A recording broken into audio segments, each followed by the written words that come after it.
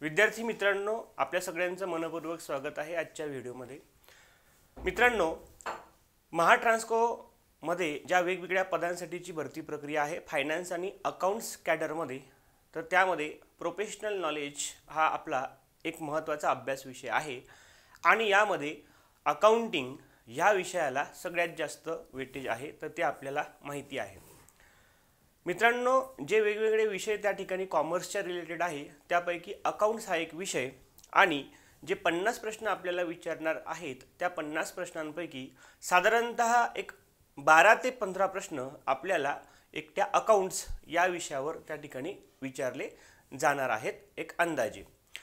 तर यामध्ये आपण बघणार आहोत की अकाउंटिंग या विषयामध्ये नेमका आपल्याला काय अभ्यास करायचा आहे, त्याच्यामध्ये कोणकोणते जे असे टॉपिक आहे ज्याच्यावर आपल्याला भर द्यायचा आहे आणि एकंदरीतच हा अभ्यास आपण कशा पद्धतीने त्या ठिकाणी केला पाहिजे हा या संदर्भातला हा आपला व्हिडिओ आहे।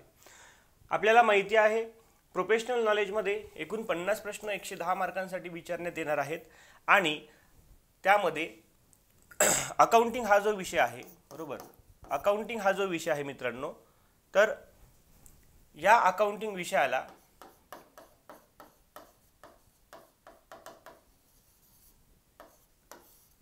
साधारणतः आपण काय म्हटलेलं की 50 प्रश्नांपैकी 12 ते 15 प्रश्न तुम्हाला याच्यावर विचारले जाऊ शकतात। ओके, तर आपण कोणकोणते विषय घटक या ठिकाणी लक्षात घेतले पाहिजे आणि अभ्यासाला सुरुवात कोणत्या घटकापासून केली पाहिजे।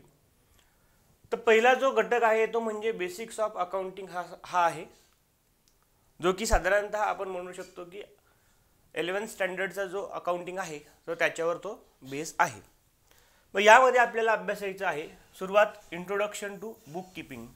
तर बुक कीपिंगची जी काही सुरुवात आहे ती आपण या ठिकाणी अभ्यासणार आहोत। ओके, त्याच्यानंतर meaning and definition of bookkeeping, बुक कीपिंगचे features, objectives of accounting, relationship between bookkeeping, accounting आणि अकाउंटन्सी।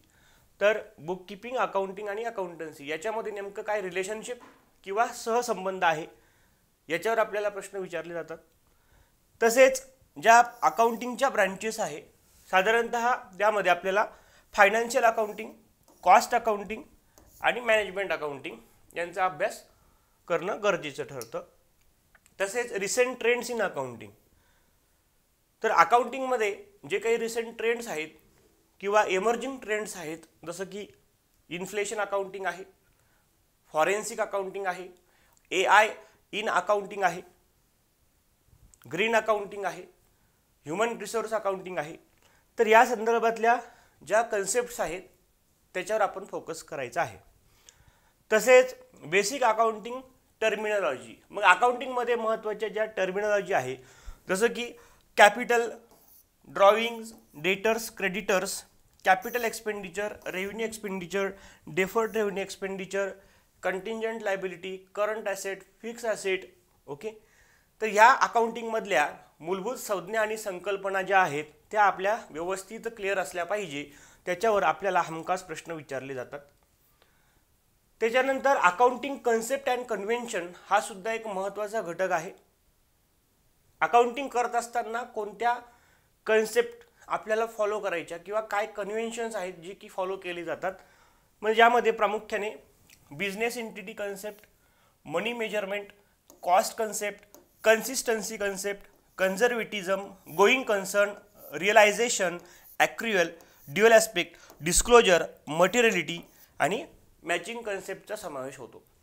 आपल्याला माहिती आहे बिझनेस एंटिटी म्हणजेच काय, तर एंटिटी म्हणजेच या ठिकाणी काय आहे, एक व्यवसाय आहे, व्यवसायाला स्वतंत्रतेचं अस्तित्व आहे, व्यवसायाचा मालक वेगळा आणि व्यवसाय वेगळा, अशा पद्धतीची ही कन्सेप्ट आहे। कॅपिटल आपण लायबिलिटी साईडला का लिहितो, तर याचं कारण म्हणजे बिझनेस एंटिटी कन्सेप्ट। ओके, त्याच्यानंतर मनी मेजरमेंट कन्सेप्ट म्हणजेच काय, पैशामधील मोजमाप, कुठल्याही गोष्टीची जेव्हा तुम्ही खरेदी करता, गुड्स असो किंवा एखादी संपत्ती असो, तर तुम्ही त्याचं मूल्यमापन हे कशामध्ये केलं पाहिजे, पैशाच्या स्वरूपामध्ये त्या ठिकाणी मूल्यमापन करून ते तसं नोंदवलं पाहिजे। कॉस्ट कन्सेप्ट म्हणजे परिव्यय संकल्पना, एखादी वस्तू विकत घेण्यासाठी जेवढे पैसे आपल्या खिशातून गेले, बरोबर, खर्च झाले प्रत्यक्षात, तर तेवढ्याच मूल्यानं ते तुम्ही नोंदवलं पाहिजे। कन्सिस्टन्सी कन्सेप्ट, तुमच्या तुमची जी काही पॉलिसी आहे, बिझनेस पॉलिसी जी असणार आहे, ओके, ध्येय धोरण जे आहे, तर त्याच्यामध्ये काय असलं पाहिजे, कन्सिस्टन्सी म्हणजे सातत्य असलं पाहिजे. म्हणजे उदाहरणार्थ डिप्रेसिएशन चार्ज करत असताना जर तुम्ही त्या ठिकाणी रिटर्न डाऊन व्हॅल्यू मेथडने करत असाल तर तीच पद्धत तुम्ही साधारणतः कंटिन्यू केली पाहिजे, मध्येच धरसोड करून चालणार नाही.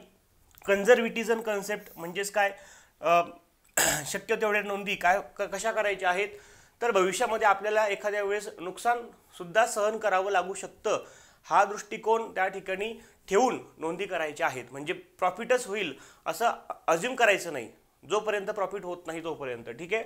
गोईंग कन्सर्न म्हणजेच व्यवसायाला काय आहे, त्या ठिकाणी निरंतर वारसा आहे. ओके, म्हणजे ज्याला आपण चालू संस्था असं म्हणतो, व्यवसाय काय आहे, अविरतपणे चालूच राहणार आहे. त्याच्यानंतर रिअलायझेशन म्हणजेच त्या ठिकाणी काय म्हणतो आपण, त्याला वसूल संकल्पना असं म्हणतो. एखाद्या वस्तूची जी काही विक्री होते तेव्हा विक्री केव्हा झाली असं म्हणायचं, तर जेव्हा त्या ठिकाणी ती काय केली जाते, जेव्हा ती त्या ठिकाणी सेल केली जाते, बरोबर, जेव्हा ती त्या ठिकाणी सेल केली जाते. मग ही सेल कशी असू शकते, मग ही सेल तुमची ऑन क्रेडिट म्हणजे उधारीवर सुद्धा असू शकते, किंवा ही सेल तुमची कॅश बेसिस सुद्धा असू शकते. म्हणजे दोन्हीही ज्या काही गोष्टी आहेत तुमच्या, तर त्या ठिकाणी काय असणार आहे, ग्राह्य धरल्या जाणार आहे. त्याच्यानंतर मित्रांनो ॲक्रुअल कन्सेप्ट्स आहे, ज्याला आपण उपार्जित असं म्हणतो. ओके, म्हणजे उदाहरणार्थ जे काही इन फ्युचर मिळणार आहे, उदाहरणार्थ रेंट रिसिवेबल किंवा बिल्स पेएबल. ओके, अशा पद्धतीनं त्या बेसिसवर आपल्याला एंट्री करायच्या असतात. Dual aspect concept well popular आणि महत्त्वाची. Dual aspect every transaction has two effect, एक डेबिट होणार दुसरं क्रेडिट होणार. डिस्क्लोजर म्हणजेच काय, जेवढ्या काही महत्त्वाच्या नोंदी आहेत, ओके, ज्या की डिसिजन मेकिंगवर इन्फ्लुएन्स करतील, त्या सगळ्या तुम्ही काय केल्या, अकाउंटिंग करताना काय केल्या पाहिजे, डिस्क्लोज केल्या पाहिजे. ठीक आहे, म्हणजे प्रगट केल्या पाहिजे किंवा उघड केल्या पाहिजे. त्याच्यानंतर मटेरियलिटी कन्सेप्ट्स म्हणजे महत्त्वपूर्णता कन्सेप्ट्स. तर ज्या महत्त्वाच्या बाबी आहेत तर त्या ठिकाणी तुम्ही काय केल्या पाहिजे, विचारात घेतल्या पाहिजे. आणि मॅचिंग कन्सेप्ट आहे. आता मॅचिंग कन्सेप्ट त्यामध्ये काय असणार आहे, तुमचा जो काही रेव्हेन्यू आहे, बरोबर, तुम्हाला जो काही रेव्हेन्यू या ठिकाणी मिळणार आहे, हा रेव्हेन्यू कशासोबत मॅच करा, तुमचा त्या दरम्यान झालेला जो काही एक्सपेन्सेस आहे त्याच्या दरम्यान तुम्ही त्याला मॅच करा. तर अशा पद्धतीनं ह्या अकाउंटिंग कन्सेप्ट्स आणि काही कन्व्हेन्शन आहे, तर ह्या आपल्याला सगळ्या माहिती असल्या पाहिजे. त्याच्यानंतर fundamentals of double entry system हे त्या ठिकाणी दुसरं युनिट जे आहे, तर याच्यामध्ये आपल्याला बघायचे आहेत की याचे प्रिन्सिपल्स काय आहेत. Principles of double entry system of book keeping म्हणजे जी काही महत्त्वाची तत्व आहेत, महत्त्वाचे नियम आहेत डबल एंट्री सिस्टीमला. ओके, अगोदर सिंगल एंट्री सिस्टीम होती, मग सिंगल एंट्री सिस्टीम चं रूपांतर कशामध्ये झालं, डबल एंट्रीमध्ये झालं. कारण सिंगल एंट्री सिस्टीम ही अनसायंटिफिक आणि इनकम्प्लीट त्या ठिकाणी होते, कारण त्या ठिकाणी ड्युअल ॲस्पेक्ट नव्हता. ओके, यासोबतच त्या ठिकाणी जे काही पर्सनल ट्रान्झॅक्शन आहेत ते पर्सनल ट्रान्झॅक्शन सुद्धा बिझनेसचे ट्रान्झॅक्शन म्हणून दाखवले जायचे आणि लिमिटेडच त्या ठिकाणी बुक्स ऑफ अकाउंट्स ठेवले जायचे. तर सिंगल एंट्री सिस्टीममधल्या ज्या काही मर्यादा आहेत, लिमिटेशन्स आहेत, त्या दूर करण्यासाठी डबल एंट्री सिस्टीमचा त्या ठिकाणी शोध लावला. आणि मग त्याच्यामध्ये कॉन्ट्रीब्युशन कोणाचं आहे, ल्युका डी बर्गो पॅसिओली यांचं आहे. ओके, तर यांनाच काय म्हटलं जातं, father of double entry system of bookkeeping असं म्हटलं जातं. कारण त्या ठिकाणी 10 नोव्हेंबर 1494 मध्ये त्यांनी काय केलं आहे, तर ही double entry system of bookkeeping शोधून काढलेली आहे, म्हणून त्यांना father of double entry system of bookkeeping असं देखील म्हटलं जातं. आणि 10 नोव्हेंबर हा दिवस त्या ठिकाणी इंटरनॅशनल अकाउंटिंग डे म्हणून साजरा केला जातो. त्याच्यानंतर मित्रांनो यामध्ये आपल्याला अभ्यासायचं आहे मिनिंग आणि टाइप्स ऑफ अकाउंट. तर अकाउंटचा अर्थ काय होतो आणि अकाउंटचं क्लासिफिकेशन, जसं की पर्सनल आणि इम्पर्सनल याच्यामध्ये आपल्याला त्या ठिकाणी पाहायला मिळतं. तसेच meaning and concept of debit आणि क्रेडिट. डेबिट म्हणजे काय आणि क्रेडिट म्हणजे काय, ओके, त्याच्या संदर्भातले काय रूल्स आहेत तर ते आपल्याला अभ्यासायचं आहे.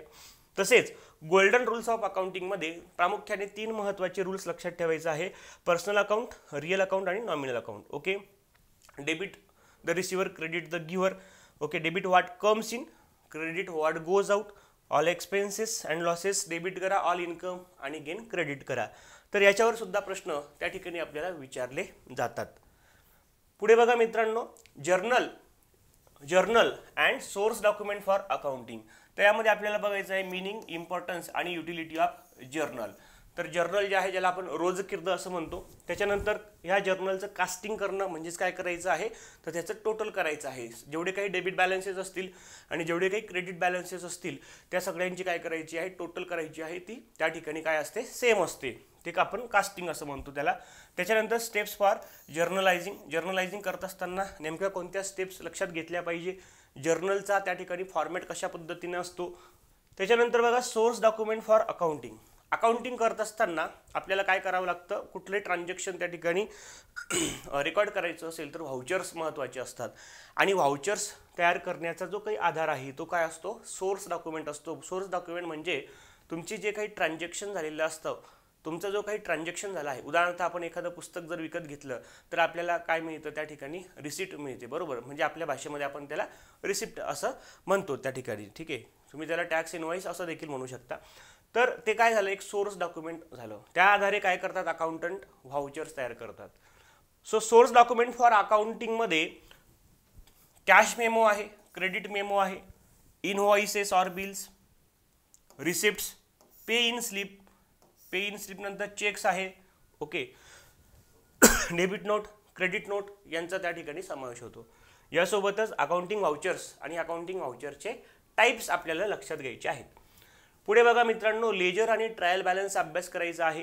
तर त्याच्यानंतर काय यामध्ये काय केलं जातं, लेजर्स तयार केले जातात, बरोबर. लेजर्स तयार केले जातात, लेजर खतावणी ज्याला आपण म्हणतो. तर त्याचं मिनिंग, डेफिनेशन आणि इम्पॉर्टन्स बघायचं आहे. लेजर्सचे जे काही महत्त्वाचे कंटेंट्स आहेत ते बघायचं आहे. Posting of entries from journal or subsidiary books to ledger. तर जे काही आपण त्या ठिकाणी जर्नल तयार करतो किंवा आपण वेगवेगळी सबसिडरी बुक्स त्या ठिकाणी मेंटेन करत असतो, त्याच्यावरून आपण ज्या एंट्रीज आहे त्या कुठे पोस्ट करत असतो, तर लेजरला पोस्ट करत असतो. तर त्याच्या कशा पद्धतीनं काय आहेत प्रोसेस आहे ती बघायचं आहे. त्यानंतर बॅलन्सिंग ऑफ लेजर अकाउंटचं आपल्याला काय करावं लागतं, बॅलन्सिंग त्या ठिकाणी करावं लागतं.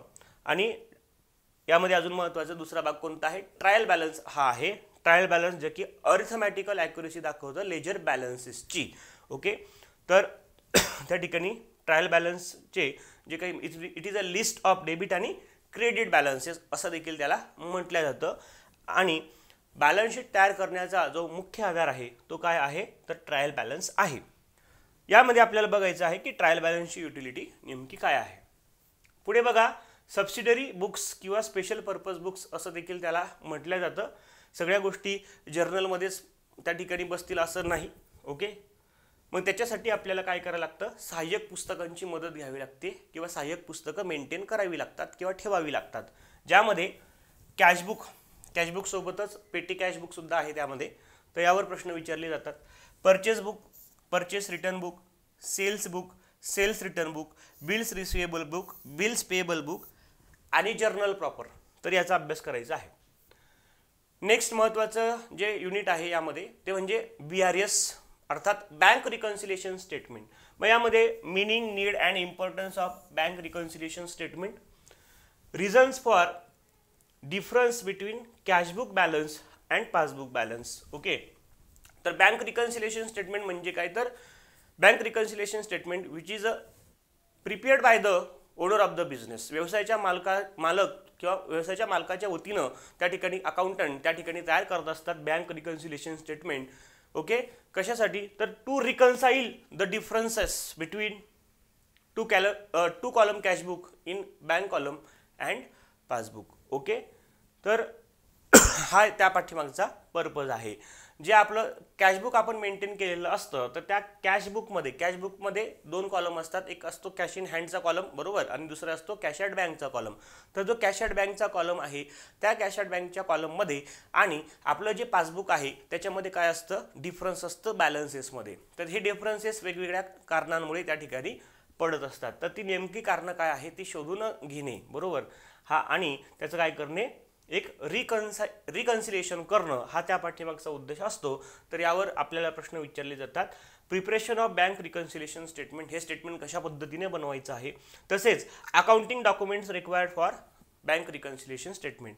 BRS तयार करण्यासाठी कोणकोणती अकाउंट्स डॉक्युमेंट उपयोगी ठरतात, तर pay in slip, withdrawal slip, bank passbook, bank statement, bank advices, या सगळ्या गोष्टी. नंतर बघा पुढचं युनिट डिप्रेसिएशनचं आहे, ज्याला आपण घसारा असं म्हणतो. यामध्ये आपल्याला बघायचं आहे मिनिंग आणि डेफिनेशन ऑफ डिप्रेसिएशन. ओके, संपत्तीच्या मूल्यामध्ये कायमस्वरूपी आणि हळूहळू होत जाणारी घट म्हणजे काय असते, डिप्रेसिएशन असते. So objective of providing depreciation, depreciation car त्या ठिकाणी चार्ज करायचा, जसं की ट्रू आणि फेअर व्ह्यू बिझनेसचा दाखवणे हा त्या पाठीमागचा उद्देश आहे. त्याच्यानंतर कॉजेस ऑफ डिप्रेसिएशन, डिप्रेसिएशन होण्याच्या पाठीमागची कारणं काय आहेत, इंटरनल आणि एक्सटर्नल कारणं त्या ठिकाणी आहेत. मेथड्स ऑफ प्रोव्हाइडिंग डिप्रेसिएशन, वेगवेगळ्या मेथड्स आहेत, त्यापैकी 2 पॉप्युलर आणि ज्या आपल्याला एक्झाममध्ये विचारल्या जातात त्यामध्ये फिक्स्ड इन्स्टॉलमेंट ऑर त्याला म्हणतात straight line or original cost method असं म्हणतात. दुसरी मेथड जी आहे ती म्हणजे diminishing or reducing balance or return down value method असं त्याला म्हटलं जातं. तर या दोन्ही मेथडवर तुम्हाला काय विचारलं जातं, तर कॅल्क्युलेशन विचारलं जातं. म्हणजे तुम्हाला काही सम दिलं जातं आणि त्याच्यावरून डिप्रेसिएशनची अमाऊंट कॅल्क्युलेट करा, तर यावर प्रश्न विचारले जातात. पुढचा जो विषय आहे मित्रांनो तो म्हणजे रेक्टिफिकेशन ऑफ एरर्स. तर एरर्स ज्याला आपण काय म्हणतो, चुका असं म्हणतो. तर चुका या कशा होतात, अनइंटेन्शनली होतात. ठीक आहे, अकाउंटिंगमध्ये चुका या अनइंटेन्शनली म्हणजे हेतुपुरस्सरपणे होत नाहीत, अजाणतेपणे किंवा नकळतपणे किंवा नेग्लिजन्स दुर्लक्ष झाल्यामुळे त्या ठिकाणी होऊ शकतात. बेसिकली अकाउंटंटकडून त्या ठिकाणी ह्या चुका होऊ शकतात. मग मिनिंग आणि रिझन्स ऑफ एरर्स, त्याच्यामध्ये नीड ऑफ रेक्टिफिकेशन, ज्या चुका झाल्या त्या चुकांची दुरुस्ती करण्याची गरज काय आहे, चुका झाल्यावर दुरुस्त तर कराव्या लागणारच आहेत आपल्याला. ओके, टाईप्स ऑफ एरर महत्त्वाचे आहेत. तर ह्या सगळ्या एरर्सचे तुम्हाला कन्सेप्ट क्लिअर असल्या पाहिजे आणि त्याची उदाहरणंसुद्धा माहिती असली पाहिजे. मग यामध्ये कोणकोणते एरर आहे, एरर ऑफ ओमिशन. ओमिशन म्हणजे काय, विसर चुका, म्हणजे एखादी नोंद करायचं विसरून गेलात तुम्ही, बरोबर, त्याला काय म्हणतात, ओमिशन झालं, म्हणजे विसर चुका. एरर ऑफ कमिशन, कमिशनचा अर्थ या ठिकाणी काय होतो, कारकुनी चुका असं होतो. ठीक आहे, काय म्हणतात याला, कारकुनी चुका, कारकुनी चुका. एरर ऑफ कमिशन, कारकुनी चुका म्हणजे कशा पद्धतीनं, समजा एखादी अमाऊंट सेल केली आहे, किती रुपये, 3000 रुपयाची सेल केली. ओके, परंतु जर समजा तुम्ही चुकीनं 1 शून्य जास्त वाढवला किंवा कमी केला आणि अशा पद्धतीने नोंद केली, तर त्याला काय म्हणतात तुम्ही, एरर ऑफ कमिशन असं म्हणतात. त्याच्यानंतर एरर ऑफ प्रिन्सिपल्स, तात्विक चुका किंवा सैद्धांतिक चुका, म्हणजे जसं की रेव्हेन्यू स्वरूपाचा एक्सपेन्सेस आहे आणि त्या रेव्हेन्यू स्वरूपाच्या एक्सपेन्सेसला तुम्ही त्या ठिकाणी कॅपिटल एक्सपेन्सेस म्हणून जर ट्रीट केलं असेल तर, किंवा इन्स्टॉलेशन मशिनरी इन्स्टॉल करण्यासाठी तुम्ही वेजेस पेड केली, तर ती त्या ठिकाणी रेव्हेन्यू स्वरूपाचा एक्सपेन्सेस राहत नाही, तर तो कॅपिटल स्वरूपाचा एक्सपेन्सेस त्या ठिकाणी ग्राह्य धरला जातो, हे लक्षात घ्यायचं आहे. जर तुम्ही त्या ठिकाणी मशिनरी इन्स्टॉलमेंट करण्यासाठी वेजेस जी काही दिलेली आहे ती जर त्या ठिकाणी रेव्हेन्यू स्वरूपाचा एक्सपेन्सेस जर त्या ठिकाणी कन्सिडर केला, तर तुमची जी त्या ठिकाणी एरर झाली त्याला म्हणतात एरर ऑफ प्रिन्सिपल. त्याच्यानंतर कम्पेन्सेटिंग एरर्स, म्हणजे त्या ठिकाणी काय आहे, एक चूक दुसऱ्या चुकीला काय करते, झाकून टाकते, कॉम्पेन्सेट करते, भरपाई चुका असं त्याला म्हटलं जातं. ओके, म्हणजे चूक झालेली आहे परंतु डेबिट आणि क्रेडिटला सारख्याच रकमेनं त्या ठिकाणी नोंदी झालेली आहे, त्याच्यामुळे ती चूक सहजासहजी लक्षात येत नाही, त्याला कॉम्पेन्सेटिंग एरर असं म्हटलं जातं. तर अभ्यासाच्या दृष्टिकोनातून महत्त्वाचा टॉपिक आहे जो की तुम्हाला ऑडिटिंगमध्ये सुद्धा विचारला जातो. Final accounts of proprietary concern, हे एक सुद्धा महत्त्वाचं या ठिकाणी आपलं टॉपिक आहे. प्रोप्रायटरी कन्सर्न्स म्हणजे त्या ठिकाणी सोल ट्रेडिंग कन्सर्न असं त्याला म्हटलं जातं. ओके, यामध्ये आपल्याला बघायचं आहे meaning and importance of final accounts, ज्यामध्ये trading account, profit and loss account आणि बॅलन्स शीटचा आपल्याला अभ्यास करायचा आहे. ट्रेडिंग अकाउंट म्हणजे काय, त्याच्यामध्ये डेबिट आणि क्रेडिटला कोणते त्या ठिकाणी आयटम्स लिहिले जातात, सेम प्रॉफिट आणि लॉस अकाउंट. ओके, आणि बॅलन्स शीट. ट्रेडिंग अकाउंटचा उद्देश काय आहे, ग्रॉस प्रॉफिट किंवा ग्रॉस लॉस फाइंड आउट करणं. ट्रेडिंग अकाउंटच्या डेबिट साईडला सगळे ऑल डायरेक्ट स्वरूपाचे एक्सपेन्सेस आहेत जे की मॅन्युफॅक्चरिंगशी संबंधित आहे, आणि जे काही क्रेडिट साईडला असणार आहे तुमचे सगळं आउटवर्ड ॲक्टिव्हिटीज त्या ठिकाणी असणार आहेत. ओके, डायरेक्ट इन्कम त्या ठिकाणी असणार आहे, सेल्स हा त्यापैकी एक आहे. प्रॉफिट आणि लॉस अकाउंटच्या डेबिट साईडला सगळे इनडायरेक्ट एक्सपेन्सेस जे की जे की ऑफिसशी संबंधित आहे, ऑफिस किंवा ॲडमिनिस्ट्रेटिव्ह एक्सपेन्सेस आहे. फॅक्टरीशी संबंधित असतील तर ते ट्रेडिंग अकाउंटला आपण त्या ठिकाणी लिहितो. प्रॉफिट आणि लॉस अकाउंटची डेबिट साईड आपण या ठिकाणी काय म्हणतो की डेबिट साईडला सगळे इनडायरेक्ट स्वरूपाचे एक्सपेन्सेस लिहिले पाहिजे आणि क्रेडिट साईडला सगळे इनडायरेक्ट स्वरूपाचे इन्कम किंवा गेन लिहिले पाहिजे. त्याच्यानंतर बॅलन्स शीट जे की फायनान्शियल पोझिशन आपल्याला शो करतं बिझनेसची. नंतर बघा मित्रांनो, सिंगल एंट्री सिस्टीम किंवा त्यालाच अकाउंट्स फ्रॉम इनकम्प्लीट रेकॉर्ड्स असं देखील म्हटलं जातं. तर याच्यामध्ये मिनिंग आणि features of single entry system, difference between single entry system आणि डबल एंट्री सिस्टीम यावर प्रश्न विचारले जातात. Preparation of opening and closing statement of affairs. तर सिंगल एंट्री सिस्टीम जी की अजूनही त्या ठिकाणी जे छोटे बिझनेसमन आहेत तर त्यांच्याकडून त्या ठिकाणी ठेवली जाते किंवा सोल ट्रेडिंग कन्सर्नमध्ये ह्या पद्धतीने ठेवले जाते. दुकानदार जे आहेत, किराणा दुकानदार म्हणा किंवा इतर वैयक्तिक स्वरूपाचा बिझनेस करणारी लोकांकडून सुद्धा ही सिंगल एंट्री सिस्टीम मेंटेन केली जाते. मग याच्यामध्ये बॅलन्स शीट त्या ठिकाणी तयार न करता काय तयार केलं जातं, स्टेटमेंट ऑफ अफेअर्स तयार केलं जातं. कशामध्ये, सिंगल एंट्री सिस्टीममध्ये. तर स्टेटमेंट ऑफ अफेअर्स त्याला मराठीमध्ये म्हणतात अवस्था विवरण, म्हणजे फायनान्शियल पोझिशन आहे ते थोडक्यात एक. ठीक आहे, ते काय दाखवतं तर बिझनेसची एका विशिष्ट दिवशीची आर्थिक अवस्था दर्शवतं, म्हणून त्याला अवस्था विवरण स्टेटमेंट ऑफ अफेअर्स असं म्हणतात. त्या व्यवसायाचा कारभार नेमका कसा आहे त्याचं पिक्चर आपल्याला त्याच्यावरून लक्षात येतं. ओके, त्याच्यानंतर मित्रांनो पुढे बघा, accounts of not for profit concern. ज्या व्यवसायाचा उद्देश नफा कमवणे नसतो तर धर्मदाय किंवा सेवा याच्यामध्ये हे जे काही कन्सर्न्स आहेत, ठीक आहे, ते या ठिकाणी गुंतलेले असतात तर त्यांचं सुद्धा अकाउंट्स महत्त्वाचं आहे. नॉट फॉर प्रॉफिट याचा मिनिंग आणि फीचर्स बघायचं आहे. या व्यवसायांचं किंवा व्यवसाय म्हणल्यापेक्षा आपण त्याला काय म्हणूयात, संस्था असं म्हणूयात, नफ्याचा उद्देश नसलेल्या संस्था. ठीक आहे, याच्यामध्ये महत्त्वाचे जे काही अकाउंट प्रिपेअर केले जातात ज्यामध्ये रिसिप्ट आणि पेमेंट्स अकाउंट, त्याच्यानंतर इन्कम अँड एक्सपेंडिचर अकाउंट, या दोघांचाही महत्त्वाचे रूल्स काय आहेत, कोणते आयटम्स कोणत्या अकाउंटमध्ये दर्शवले जातात, या दोन्ही अकाउंटचं नेचर कसं आहे ते आपल्याला समजून घेणं महत्त्वाचं आहे. आणि बॅलन्स शीट. ओके, तर हे आपल्याला इथं करायचं आहे. त्याच्यानंतर पुढे बघा, accounts of partnership. Accounts of partnership यामध्ये आपल्याला अभ्यासायचं आहे introduction to partnership, partnership final account. यामध्ये इश्यूज इन पार्टनरशिपमध्ये admission of partner, retirement of partner, death of partner आणि डिझॉल्युशन ऑफ पार्टनरशिप. ओके, जी काही पार्टनरशिप आहे, पार्टनरशिप हा सुद्धा काय आहे, व्यवसाय संघटनेचा एक महत्त्वाचा प्रकार आहे. It is a form of business organisation. Okay, तर ॲडमिशन, रिटायरमेंट, डेथ आणि डिझॉल्युशन याच्या संदर्भात काय प्रोव्हिजन्स आहेत आणि ह्यालाच आपण इश्यूज असं म्हणतो, तर ते आपल्याला अभ्यासायचं आहे. एखादा दोन प्रश्न त्या ठिकाणी रेशिओवर सुद्धा तुम्हाला विचारल्या जाऊ शकतो. त्याच्यानंतर मित्रांनो, अकाउंटिंग स्टँडर्ड हा आपला विषय आहे. अकाउंटिंग स्टँडर्ड्स, तर अकाउंटिंग स्टँडर्डचा मिनिंग काय आहे, त्याचे महत्त्व काय आहे, इम्पॉर्टन्स. यामध्ये महत्त्वाचे जे अकाउंटिंग स्टँडर्ड्स आहेत तर त्याचा तुम्हाला क्रम लक्षात ठेवायचा आहे. कोणतं अकाउंटिंग स्टँडर्ड हे कशाशी संबंधित आहे. बघा, AS1 disclosure of accounting policies, AS2 valuation of inventories, AS3 cash flow statement, AS4 contingency and events occurring after the balance sheet, AS5 net profit or loss for the period, prior period items and changes in the accounting policy. AS6 हे depreciation अकाउंटिंगच्या संदर्भात होतं. आता हे AS6 कशामध्ये merge झालं, AS10 मध्ये merge झालेलं आहे, जे की काय आहे, प्रॉपर्टी प्लांट अँड इक्विपमेंट असं आहे. त्याच्यानंतर मित्रांनो, AS7 हे कन्स्ट्रक्शन कॉन्ट्रॅक्टशी संबंधित आहे. त्याच्यानंतर AS8 त्या ठिकाणी आता डिलीट झालेलं आहे, accounting for research and development असं त्याचं नाव होतं. AS9 हे रेव्हेन्यू रिकग्निशन संबंधित आहे. AS10 property plant and equipment. AS11 the effects of changes in the foreign exchange rates. AS12 accounting for government grants. AS13 accounting for investment. AS14 accounting for amalgamation. AS15 employ benefits.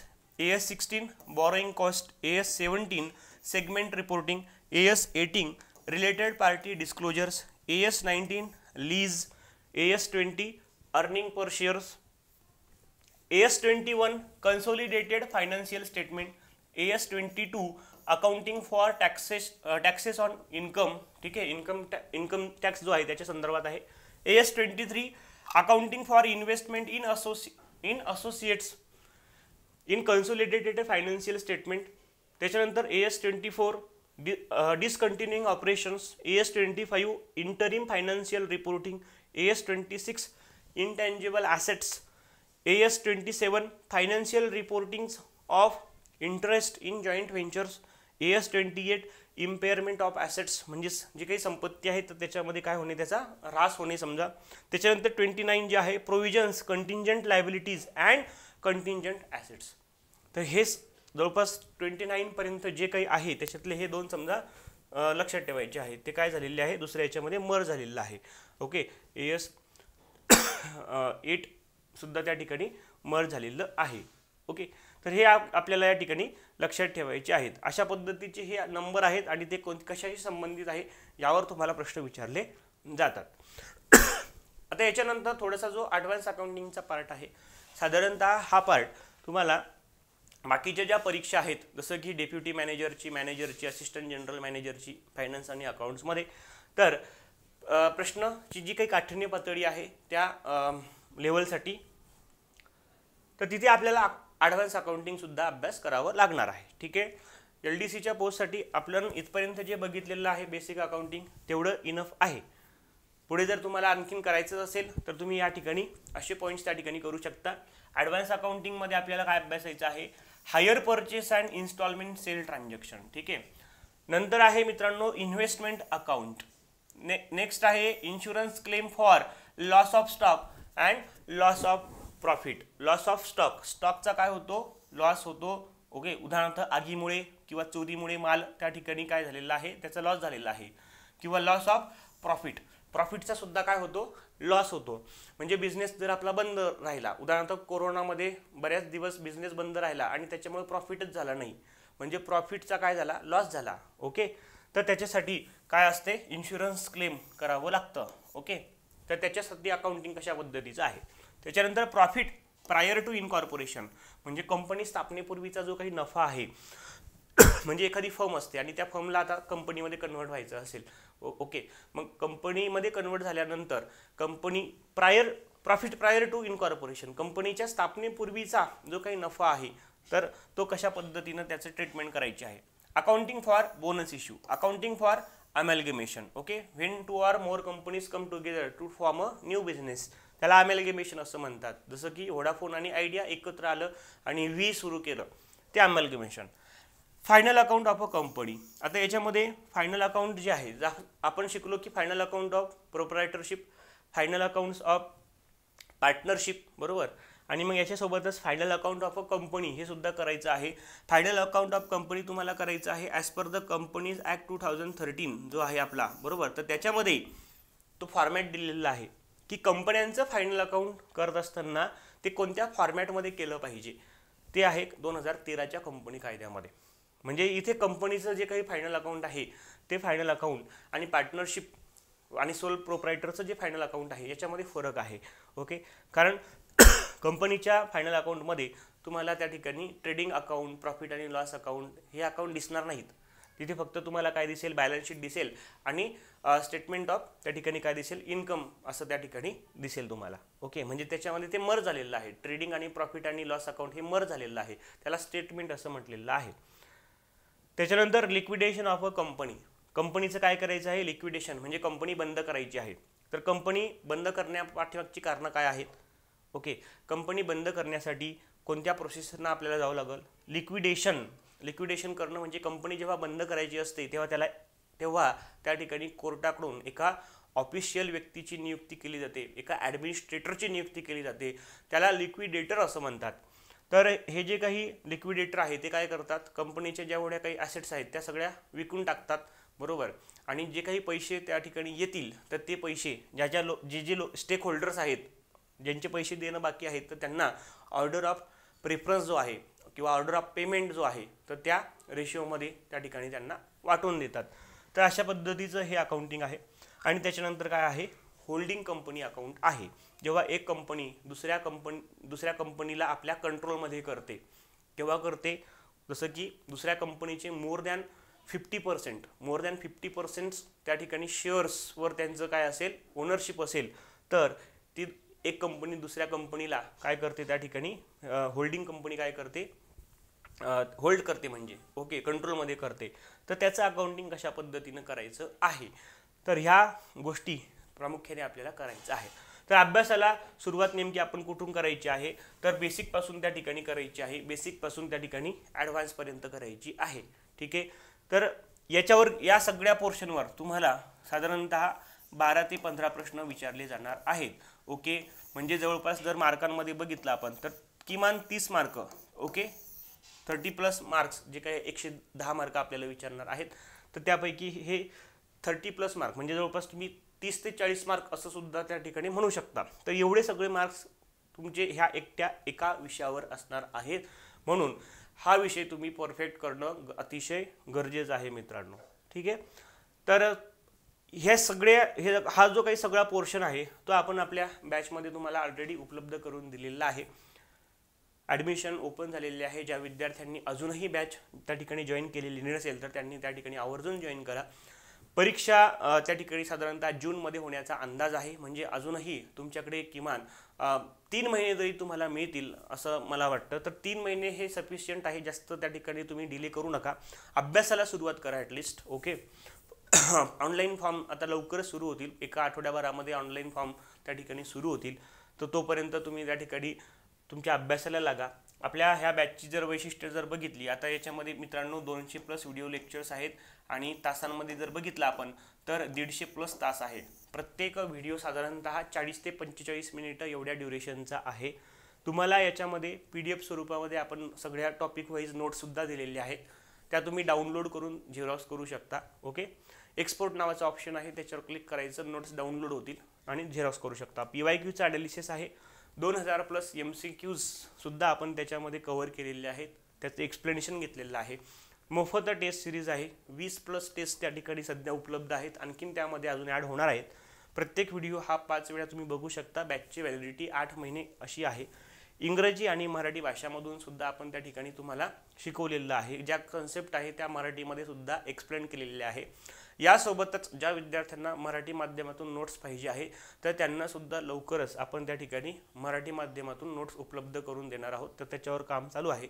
काही notes Marathi माध्यमातून already त्या ठिकाणी उपलब्ध आहेत. Okay, तर हे app download करण्यासाठी तुम्ही प्ले स्टोअरला जायचं आहे आणि प्रवीणकड क्लासेस या नावाचं आपलं ॲप आहे ते डाउनलोड करा.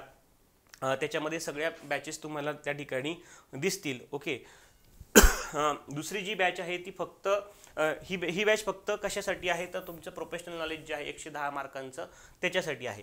ज्या विद्यार्थ्यांना असं वाटत असेल की मला याच्यासोबतच बाकीचे सुद्धा विषय पाहिजे, जसं की 150 मार्कांमध्ये अजून काय आहे तर प्रोफेशनल नॉलेजच्या सोबतच क्वांटिटेटिव्ह ॲप्टिट्यूड आहे, रिझनिंग आहे आणि मराठी ग्रामर आहे. तर ही बॅचसुद्धा आपण त्या ठिकाणी अवेलेबल करून दिलेली आहे.